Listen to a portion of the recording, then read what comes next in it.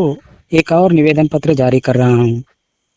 हम एमएमसी के तमाम साथी 1 जनवरी 2026 को सशस्त्र संघर्ष को अस्थायी रूप से विराम देकर हथियार त्याग कर सरकार के पुनर्वास को स्वीकार करते हुए समाज की मुख्य धारा में शामिल हो जाएंगे।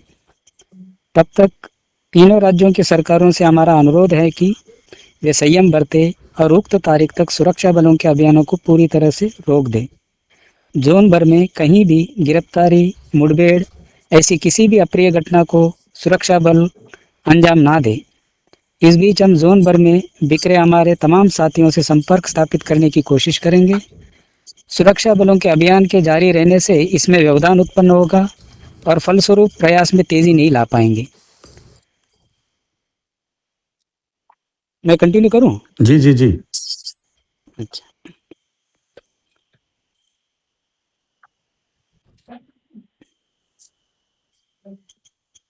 हम टुकड़ों टुकड़ों में हथियार छोड़कर आने के बजाय एक साथ या फिर कहे एक बड़ी तादाद में सरकार के पुनर्वास योजना को स्वीकार करके मुख्य धारा में आना पसंद करेंगे। जिस तरह छत्तीसगढ़ में सतीश दादा और महाराष्ट्र में सोनू दादा के साथ हुआ था, हम उसी तरह तीनों में से किसी एक राज्य के मुख्यमंत्री अथवा गृह मंत्री के सामने हथियार छोड़कर मुख्य धारा में शामिल होना चाहते हैं। अगले 1 महीने की इस पूरी प्रक्रिया को शांतिपूर्ण तरीके से संपन्न करने में जिस राज्य की सरकार हमें सबसे बेहतर सहयोग प्रदान करेगी, हम उस राज्य सरकार के सामने हथियार सौंपकर मुख्य धारा में शामिल होने को तरजीह देंगे। इसलिए मैं तीनों राज्यों के मुख्यमंत्रियों से यह अनुरोध करता हूं कि इस पूरी प्रक्रिया को शांतिपूर्ण तरीके से संपन्न करने के लिए अनुकूल माहौल बनाएं। और ये तभी संभव हो पाएगा जब सुरक्षा बलों के अभियानों को उक्त तारीख तक स्थगित रखा जाएगा और वे मुठभेड़ जैसी किसी भी अप्रिय घटना को अंजाम नहीं देंगे। हमने श्री विजय शर्मा, गृह मंत्री छत्तीसगढ़ राज्य को रेडियो पर सुना। उन्होंने इसके लिए 10 से 15 दिन का समय पर्याप्त है कहा। हम उनकी प्रतिक्रिया का सम्मान करते हैं, किंतु इतना कम समय नाकाफी है। लेकिन हमने हथियार छोड़कर मुख्य धारा में लौटने की जो ठोस तारीख 1 जनवरी 2026 तय की है, उस पर उन्हें कोई आपत्ति नहीं होनी चाहिए। हम श्री विजय शर्मा जी के शुक्रगुजार हैं कि उन्होंने बयान में आगे कहा कि यदि हम कुछ ठोस प्रपोजल और मांगे रखना चाहते हैं तो सरकार उसे सुनेगी और पूरा करने का प्रयास भी करेगी। हम निश्चित ही सरकार के सामने कुछ ठोस प्रपोजल और मांगे रखना चाहेंगे। ये हम मुख्य धारा में शामिल होने के ठीक पहले जो प्रेस विज्ञप्ति जारी करेंगे उसमें रखेंगे या फिर पुनर्वास के बाद रखेंगे। हमारे निवेदन पत्र पर जिस तरह श्री विजय शर्मा जी से प्रतिक्रिया आई है, उस तरह शेष 2 राज्यों महाराष्ट्र और मध्य प्रदेश की सरकारों से हमें अब तक कोई आश्वस्त करने वाली प्रतिक्रिया नहीं मिली है।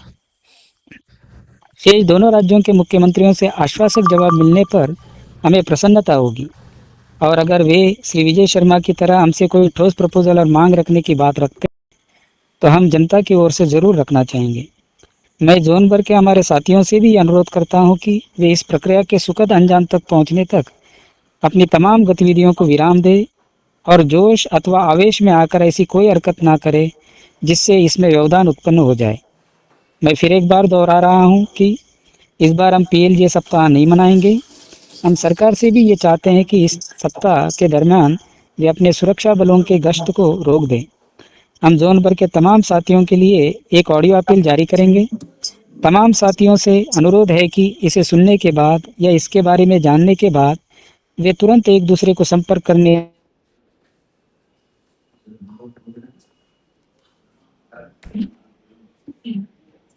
प्रयास आत्मसमर्पण ना करें। हम सब मिलकर ही ये करने जा रहे हैं, किंतु आत्मसमर्पण नहीं, पुनः मार्गेन। मैं एमएमसी के तमाम साथियों को खुले रूप से संपर्क करने के लिए बाउपेंग की एक खुली फ्रीक्वेंसी नंबर 435-715 जारी कर रहा हूं। मैं रिपीट करता हूं, 435-715 ये जारी कर रहा हूं, जिसमें अगले 1 महीने 1 जनवरी 2026 तक हम हर दिन दोपहर सुबह 11 बजे से 11:15 के बीच एक दूसरे से संपर्क स्थापित कर पाएंगे।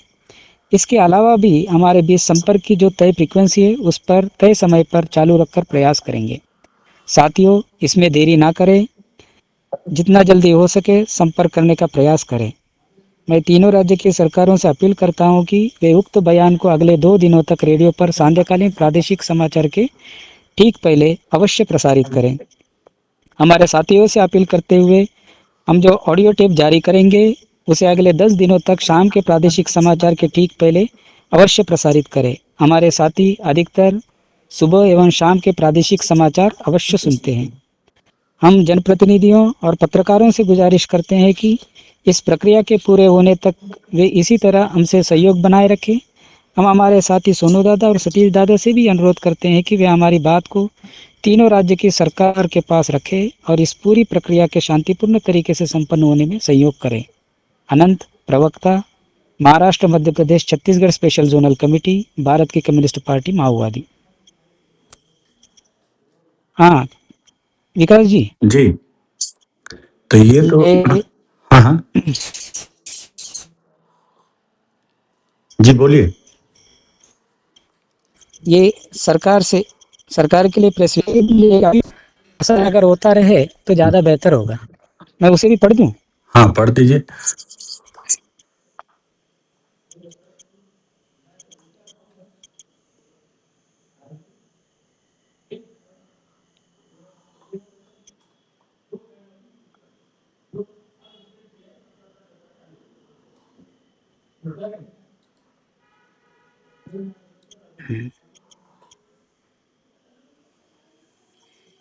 एमएमसी के साथियों से अपील।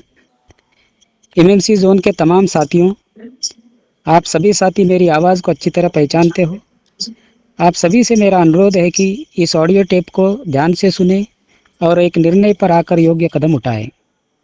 आप सब जानते ही हैं कि हमारी पार्टी ने देश दुनिया की बदलती परिस्थितियों का मूल्यांकन करते हुए वर्तमान में सशस्त्र संघर्ष को अस्थायी रूप से विराम देते हुए समाज की मुख्य धारा में शामिल होकर जनता के बीच जाकर काम करने का फैसला लिया है। इस फैसले के बाद हमारे पार्टी के केंद्र कमेटी सदस्य और polit bureau member comrade Sonu दादा, सीसीएम कॉमरेड सतीश दादा और कॉमरेड चंद्रन्ना ने दर्जनों साथियों के साथ मिलकर हथियार त्याग कर सरकार के पुनर्वास और पुनः मार्गें को स्वीकार किया है। यह आत्मसमर्पण नहीं है।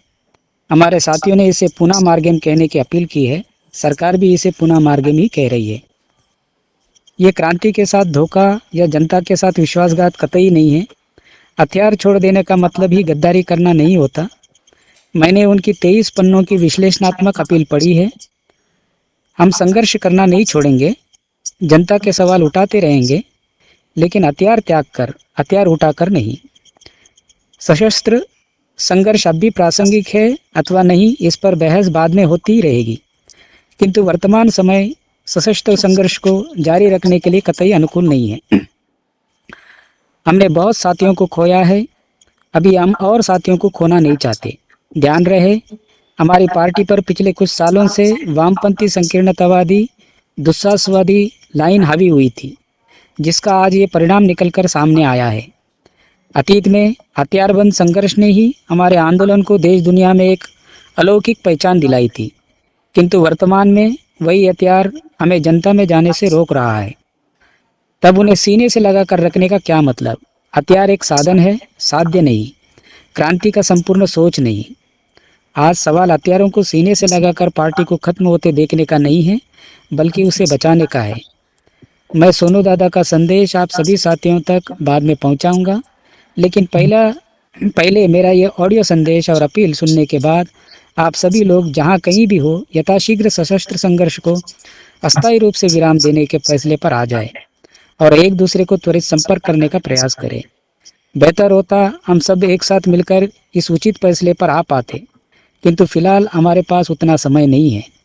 बहस मुबाहिसों के लिए हमारे पास आगे काफ़ी समय पड़ा है। पहले हम सब बचना है। संपर्क के लिए मैं बाऊपेंग का एक खुला फ्रीक्वेंसी नंबर 435715 जारी कर रहा हूँ। मैं फिर एक बार रिपीट करता हूँ, बाऊपेंग नंबर 435715 जारी कर रहा हूँ, जिसमें हम अगले एक माह तक 1 जनवरी 2026 तक रोज़ाना सुबह 11 बजे से 11:15 के बीच मिल सकेंगे। इसके अलावा हमारे बीच तय फ्रीक्वेंसी और समय पर भी हम मिल सकते हैं। मैं हमारे एमएमसी के तमाम साथियों से अपील करता हूं कि इस कठिन परिस्थिति में वे धैर्य न खोए, धीरज बनाए रखें, अकेले जाकर आत्मसमर्पण ना करें। हम ये एक साथ करने जा रहे हैं, किंतु आत्मसमर्पण नहीं, पुनः मार्गम स्वीकार रहे हैं।